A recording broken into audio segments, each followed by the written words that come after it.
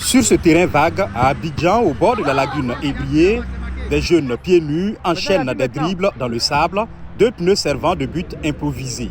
La taille réduite du terrain et du but oblige les joueurs à allier technique et précision, de quoi faire du Maracana un entraînement idéal pour le football à 11. Je m'entraîne plus tard, je vais devenir comme Ronaldo.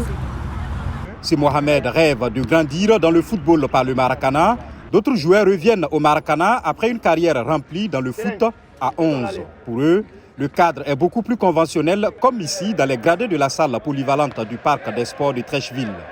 À 44 ans, Blé-Paul Eric Dagbéi s'offre une prolongation de carrière grâce au Maracana. J'ai joué au stade et puis à l'Africa et j'ai joué à l'international au Burkina. Donc c'est après ma carrière en 2010, voilà, je me suis reconverti au Maracana. Chez nous, il n'y a pas de retraite. Depuis donc l'âge de 15 ans, 10 ans, 12 ans, vous pouvez pratiquer le Maracana tant que votre capacité physique vous le permet, jusqu'à 90 ans.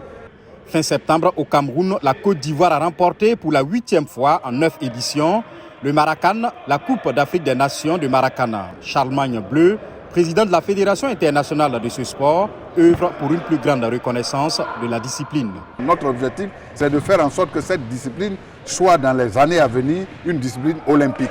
Il est impossible de dater avec précision l'invention du Maracana, mais les experts de ce sport populaire estiment que les règles sont nées dans les années 70 sur les campus de Côte d'Ivoire.